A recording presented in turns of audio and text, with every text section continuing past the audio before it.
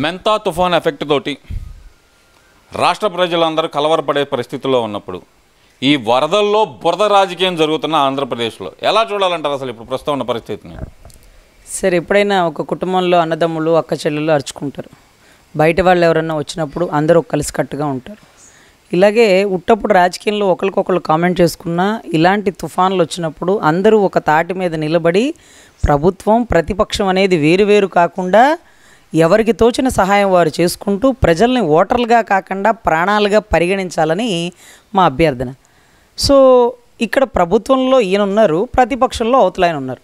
కానీ ప్రతిపక్షంలో చంద్రబాబు గారు ఉన్నప్పుడు ఎలా చేసినారో మీకు చెప్తాను. 2013కు సంబంధించి ఉత్తరాఖండ్లో వరదలు వచ్చినప్పుడు చంద్రబాబు గారు అమెరికా పర్యటనలో ఉన్నారు. అప్పుడు ఆయన ప్రతిపక్షంలో ఉన్నారు. అప్పట్లో సీఎం బహుశా రాజశేఖర రెడ్డి గారు, కిరణ్ కుమార్ రెడ్డి గారు ఎవరో ఉన్నారండి. అయితే కాంగ్రెస్ పార్టీలో అప్పుడు ఆయన తెలుగుదేశం కదా. అయినా సరే తెల్లవారుజామున 4ంటికి అమెరికా నుంచి పరిగెట్టుకుంటూ వచ్చి అదే రకంగా 7ంటికి హైదరాబాదు టీడీపీ కేంద్ర కార్యాలయంలో సమీక్ష సమావేశం జరిపి 10 వరకు ప్రభుత్వానికి అవకాశం ఇచ్చినారు. మీరేం చేస్తారు, ఎంతవరకు చేయగలుగుతారని. అప్పట్లో బొత్స గారు ఉన్నారండి, రోడ్డు రవాణా శాఖ మంత్రి, బహుశా ఆయన ఏదో కేడర్లో ఉన్నారు, పెద్ద కేడర్లో. ఆయన అంటే ఏదైనా ఉంటే ప్రభుత్వం మేము చేస్తాంగా, మీరు ఎందుకు సీన్ చేస్తారు, మీరు ఎందుకు రాజకీయం చేస్తారు అని మాట్లాడితే అప్పట్లోనే లింగంనేని రమేష్ గారు కొత్తగా ఫ్లైట్ అది తీసుకున్నారట. ఆయనకి సంబంధించినటువంటి ఫ్లైట్లో ఆయన సొంత ఖర్చులతో ఉత్తరాఖండ్కి గౌరవ నారా చంద్రబాబు నాయుడు గారు అప్పట్లో ప్రతిపక్ష నాయకుడిగా ఉంటూ వెళ్ళి వాళ్ళ ప్రాణాలు అంటే చివరి మనిషి వరకు కాపాడుతూ ఆయన ఏమంటారంటే తెలుగు వాళ్ళు అంటారండి. ఇది నిజంగా తెలుగుదేశం వాళ్ళకి హ్యాట్స్ ఆఫ్ అండి. అమెరికాలో ఉన్నోళ్ళు భారతీయులు అంటారేమో తెలియదు కానీ మన తెలుగోళ్ళు అసలు ఈ పదం ఎక్కడ పుట్టిందో ఎవరు పుట్టించినారో మాకు తెలియదు. కానీ నిజంగా ఉత్తరాఖండ్లో తెలుగోళ్ళని కాపాడడానికి వెళ్ళిన ప్రతిపక్ష నాయకుడుగా ఉన్నటువంటి చంద్రబాబు గారు తెలుగోళ్ళ, ఆంధ్ర వాళ్ళు తెలంగాణ వాళ్ళు కాదండి, తెలుగోళ్ళు. సో అంత గొప్పగా పనిచేసిన ఆయనకి ఈరోజు ప్రభుత్వంలో ఉంటే బహుశా ఉత్తరాఖండ్లో కాపాడిన వాళ్ళు వాళ్ళ ఓటర్లా, లేకపోతే వాళ్ళ వర్గమా, లేకపోతే వాళ్ళ పార్టీ వాళ్ళ, ఇవన్నీ చూడరండి. మన తెలుగు వాళ్ళు అక్కడ దర్శనార్థమో లేకపోతే సందర్శనార్థమో వెళ్ళి ఇరుక్కుపోయారు యాత్రికులు, చక్కగా కాపాడుకొని తెచ్చినటువంటి పరిస్థితి అండి. ఇది మళ్ళీ ఎక్కడా కూడా ఆయన నోటితో ఎప్పుడైనా కానీ విన్నారా అండి? ఒక్క మాట ఈ రాష్ట్ర ప్రజలనే కాదు, ఈ రాష్ట్ర ప్రజలు పక్క రాష్ట్రాలకి యాత్రికుల బృందంగా వెళ్ళినప్పుడు కూడా వాళ్ళని కాపాడినాను నేను, నాకు బాధ్యతల గురించి మీరు చెప్తున్నారా, ఎలా చేయాలో మీరే చెప్తున్నారా, మీరు చెప్పగలరా నా స్థాయికి నేను ఎంత కష్టపడతానో మీకు తెలుసా అని ఏ రోజు ఆయన పడిన కష్టాన్ని ఏ రోజు చెప్పలేదండి. కానీ మనం చెప్పుకోవాలి, మనం తలుచుకోవాలి. సో ఇటువంటి పరిస్థితుల్లో అక్కడే అలా కష్టపడ్డారు. ఉదు తుఫానా, తిత్లీ తుఫానా, వైజాగ్లో వెహికల్లో ఉండి కుటుంబాలన్నీ వదిలేసి వచ్చి ఆ వయసులో ఉన్న వ్యక్తి కష్టపడుతున్న తరుణం మీరు కూడా చూసినారు. ఇప్పుడు వరద వస్తే మీరు ఎలా రియాక్ట్ అవుతారు, అవతల ఆయన ఎలా రియాక్ట్ అవుతారు? 2013 ఇన్సిడెంట్ నేను చూడలేదు, అందరూ చెప్పుకోగా విన్నాను. కానీ నా కళ్ళతో చూసిన దృశ్యం ఏంటంటే ప్రతిపక్షంలో ఉండగా అంటే 2024, 23లోనండి ఆయన అరెస్ట్ చేసి 52 రోజులు జైల్లో పెట్టిన తర్వాత బయటికి రాగానే పట్టుకొని తీసుకొస్తారా, వీల్ చైర్లో తెస్తారా, నడిపిస్తారా, అసలు ఎలా చూస్తాం, ఎలా మారిపోయారు అని అనుకుంటూ కళ్ళెమ్మటి నీళ్లు కారిపోతున్నటువంటి దృశ్యంతో చూస్తే ఒక సింహం జూలు విప్పుకొని వచ్చి ఎలా బయటకు వచ్చి ఇదే మైకుల ముందు గర్జిస్తుంటే అదిరా బాబుగారు, లోపలున్న బాబుగారే, బయటున్న బాబుగారే, సింహం ఎక్కడున్నా ఒకేలా గర్జిస్తుంది అన్నటువంటి తరుణంలో కంటి శుక్లాలు తీపించుకొని డస్ట్ పడకూడదు, 2-3 నెలలన్నా బెడ్ రెస్ట్లో ఉండాలనుకున్న పరిస్థితుల్లో కంటి శుక్లాలు తీపించుకున్న 3-4 రోజుల్లో వరద వస్తే పరుచూరు మీదుగా పెదనందిపాడులో ఆయన సభ ఉంది అంటే ఆయన ఒక్కసారి డైరెక్ట్గా చూద్దామే, ఇంత గొప్పగా మాట్లాడుతున్నాం ఆయన గురించి, ఆయన ఎప్పుడు మనం దగ్గర నుంచి చూడలేదు, ఆ జైల్లోంచి బయటకు వచ్చాక ఆయన ఎలా ఆరోగ్యంగా ఉన్నారా, ఎంత స్టాండర్డ్గా ఉన్నారా, ఎంత ఎనర్జీగా ఉన్నారని చూద్దామని వెళ్తేనండి పరుచూరు నుంచి వస్తుంటే వరద బాధితుల గురించి నేను మీకు చెప్తున్నాను. ఆయన వెహికల్లో పోతుంటే ఏలూరు సాంబశివరావు గారు ఉన్నారండి, ఆయన పక్కనే వెనకాల మేము కూడా ఉన్నాం. ఒక కుటుంబం అండి వరదలో మునిగిపోయిన పరిస్థితిలో పంట మునిగిపోతే పంట నష్టం ఫోటో తీసి వాళ్ళకి పంట నష్టం రాస్తారు. కానీ ఆ కుటుంబం ఏం చేస్తుందో తెలుసా అండి, పంట మొత్తం పీకేస్తుంది. ఏంటి అలా పీకేస్తున్నారని బాబు గారు వెహికల్ ఆపండి, ఏమ్మా మీరు ఫోటో తీసి ప్రభుత్వానికి పెడితే పంట నష్టం వస్తుందిగా అంటే మేము ప్రభుత్వాన్ని నమ్మమండి, భూమిని నమ్ముకుంటాం, నీరు వచ్చింది, నీరు వచ్చింది కదా మళ్ళీ ఇంకొక పంట వేసేసుకుంటాంలేండి అన్నారు. బా ఏమిట్రా వీళ్ళ సెల్ఫ్ కాన్ఫిడెన్సు, ఇది కదరా కావాల్సింది. వాళ్ళ కుటుంబానికి ఒక 2 లక్షలు 3 లక్షలు మన తరపు నుంచి పంపించనంటే ఏలూరు సాంబశివరావు గారు సార్ వాళ్ళు వైసీపీ వాళ్ళు అని. ఒరే నాయన, ప్రభుత్వాలు పార్టీలు ఇవో మనం చూసేది. తప్పు వాళ్ళ సెల్ఫ్ కాన్ఫిడెన్స్ చూసినావా? అందరూ పంట నష్టం కోసం ఎదురు చూస్తే భూమిని నమ్ముకుంటాం, ప్రభుత్వాలను కాదు మా కష్టాన్ని నమ్ముకుంటాం అంటూ పంట నష్టం వస్తే ఆ గడ్డి పీకేస్తున్న మొక్కలు పీకేస్తున్న వాళ్ళకి ఆ 2-3 లక్షల స్పాట్లో ఇచ్చినటువంటి దృశ్యం నా కళ్ళతో చూసినానండి. అదైపోతే అక్కడి నుంచి పెదనందిపాడు రఫ్గా ఒక అరగంటలో వచ్చేసేయచ్చేమో. కానీ 11:45కి స్పీచ్ బిగిన్ చేస్తే 12:30 పైచులకు, అంటే 11 నుంచి 12:30 పైచులకు అనర్గళమైన సబ్జెక్టు. అంటే రాసుకుంటే 4 పేజీలు పట్టిందండి. అల్లాటప్పగా అదేదో మూకదంపుడు అంటారు చూడండి, అలాంటి కాదండి, ఫిగర్తో సహా. గత 2013 ఎలా వచ్చింది, 14 ఎలా వచ్చింది, 15 అలా వచ్చింది, అప్పుడు పంట నష్టం ఎంత ఇచ్చినారు. అమ్మా మైకు మీకు కాదు, నాయకులు మీకెందుకు మైకు, మీరేం నష్టపోయినారా, మీరేం పంట వేసినారా అంటారు. చూస్తే అప్పుడు నాకు నువ్వేనా గడ్డి బీగినావా, మొక్కలు వేసినావా అంటే ఏదో వచ్చేది చూడండి. అట్లా ఆవిడికి మైక్ ఇవ్వండి అంటూ అక్కడుండే రైతులు మహిళలతో మైకులు ఇచ్చి, ఏం తల్లి ఎంత వేసినావు అంటే 15 ఎకరాలు వేసినానయ్యా, 15 ఎకరాలు పంట నీట మునిగిపోయిందయ్యా, పత్తి వేసినానయ్యా, వరి వేసినానయ్యా అంటే మొత్తం దాని గురించి వివరంగా వాళ్ళని అడిగి తెలుసుకున్నారు. 12:30 వరకు ఎక్కడ ఒక్క బాటిల్ మంచినీళ్ళు కూడా తాగకుండా నుంచున్న మనిషి 1.5 సేపు అదే మైనంగా నుంచొని అనర్గళమైన స్పీచ్ ఇస్తే రాసుకోవడానికి కుదరదు కదా అని నేను కూర్చున్నానండి. కూర్చున్న ప్రతి సెకండ్ అనుకుంటున్నా, ఒక పెద్ద ఆయన నుంచున్నప్పుడు నేను నుంచొని రాసుకుందాం అంటే వెహికల్లో కదా కదులుతూ రాత కుదరట్లేదని కూర్చుంటే దానికి కూడా సిగ్గుపడుతున్న పరిస్థితులండి.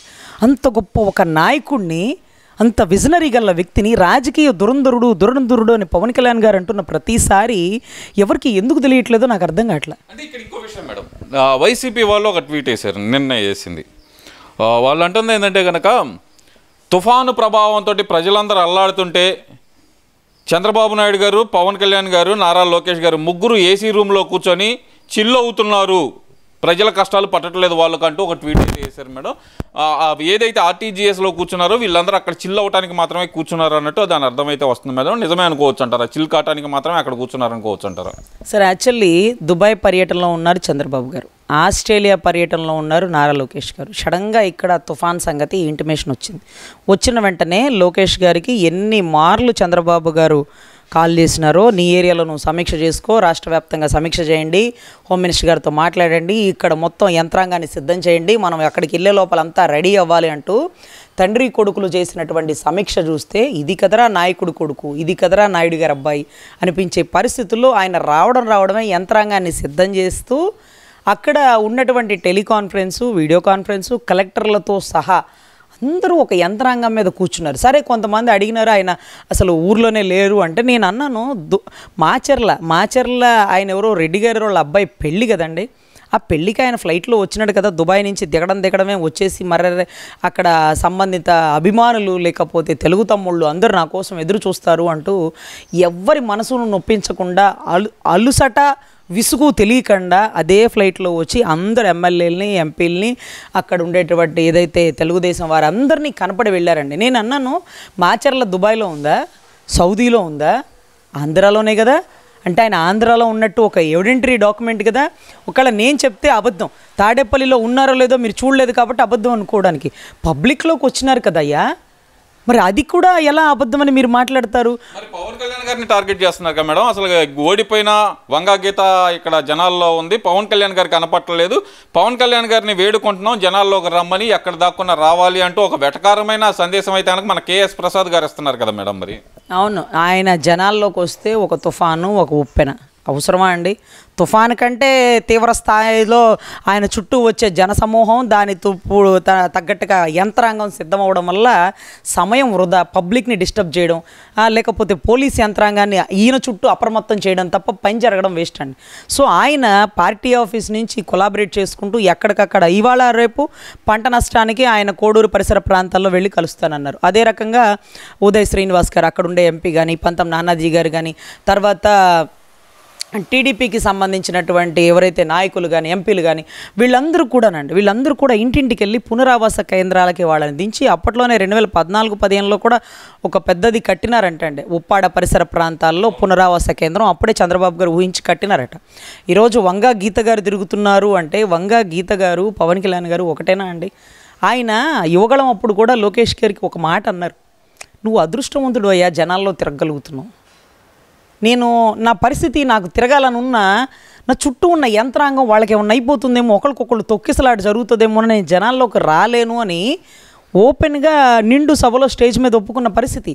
ఈ యువగళానికి నువ్వే హీరో, నేనెందుకు, నువ్వు పెట్టుకో అంటే, లేదన్నా మీరు రావాలంటూ నన్ను ఆహ్వానించిన లోకేష్ బాబుకు చెప్తున్నావును, నువ్వు జనాల్లోకి వెళ్ళి జనాల సమస్యలు తెలుసుకోగలుగుతున్నావు, అది నీ అదృష్టం అనుకోవాలి.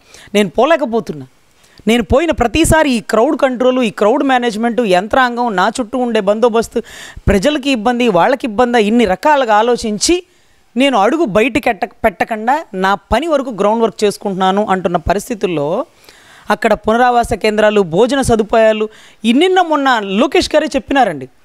నేను పంచాయతీరాజ్ శాఖ మంత్రిగా ఉన్నప్పుడు అన్నీ కరెక్ట్గా చేయగలిగినాను, కానీ ఈ జనరేటర్ల అవసరం తర్వాత అరే ఇది ఉంటే బాగుండేది, ఇది లేక ఇబ్బంది పడింది అని నేను అనుకున్న టైంలో ఈరోజు నా అన్న డిప్యూటీ సీఎం కొణిదెల పవన్ కళ్యాణ్ గారు 1037 జనరేటర్లు సమకూర్చి పంచాయతీ శాఖని ఫుల్ఫిల్గా చేసేశారు. నిజంగా చాలా గొప్పగా అనిపించింది. నాకంటే మెరుగైన సేవను అందించినారు రాష్ట్ర ప్రజలకి అంటే ఇది కదరా అన్నదమ్ముల గొప్పతనం. ఆయన చేసిన పని ఆయన చెప్పుకోలే, మేము చెప్పాలా, మాకు అసలు తెలియదు కూడా. కానీ లోకేష్ గారు గొప్పగా నాకంటే మించిన పని చేశారు. ఇది సేవ. నేను ఆ టైంలో జనరేటర్లు ఒక్కడే పెట్టలేకపోయాను అనుకున్నాను, కానీ 1037 జనరేటర్లు డీజిల్తో కూడుకున్నవి అన్నీ సిద్ధం చేసినారు. తుఫాన్ తీవ్రత పెరగలేదు కాబట్టి తెలియలేదు, కానీ పెరుగుంటే అసలు రాష్ట్రం అష్టదిగ్బంధనం అయిపోతున్న పరిస్థితుల్లో, కరెంటు స్తంభాలు పడిపోయిన పరిస్థితుల్లో జనరేటర్లు ప్రాణాలు పోసేవి. అంత గొప్పగా ఒకరికొకరు అర్ధపూరితంగా రాజకీయం చేస్తుంటే కులాల చిచ్చులు, మతాల చిచ్చులు, పార్టీల చిచ్చులు, ఒకరినొకరు తిట్టుకోవడం ఎందుకు సార్? వాళ్ళు కలివిడిగా ఉండి అభివృద్ధి పదంలో అమరావతిని తీసుకెళ్లాలని ఆ ముగ్గురు కలిసి తాపత్రయపడుతున్నారే. మీకంటే చిన్నవాళ్లే కదా వాళ్ళిద్దరు, లోకేష్ గారు కానీ పవన్ కళ్యాణ్. వాళ్ళని ఆశీర్వదించాల్సింది పోయి ఇంకా మెరుగైన సేవలు ఇలా ఇవ్వాలయ్యా, అలా ఎలా ఇస్తారు అని అడగాల్సిన వాళ్ళు మీరు. అలాంటివి విడగొడితే మీరు ఏదో లబ్ధి పొందాలనుకుంటారా? పవన్ కళ్యాణ్ గారు ఒకటే చెప్పారు, నేనుండగా కూటమి బద్దలయ్యే పరిస్థితే లేదు. 15 ఏళ్ళు కలిసి ఉంటాం, రాష్ట్ర రాజధాని తీర్చిదిద్దుకుంటాం. రాజకీయ దురంధరుడైనటువంటి విజనరీ ఉన్నటువంటి చంద్రబాబు గారు సారథ్యంలోనే ప్రభుత్వం నడిసిద్ది అని ఓపెన్గా చెప్పినారు. ఈ మధ్యలో ఎన్నో రావచ్చు, అరుచుకోవచ్చు, మాట్లాడుకోవచ్చు, పలుకోకుండా ఉండొచ్చు, what ever it may be, కానీ అల్టిమేట్గా కలిసేదే, నడిచేది.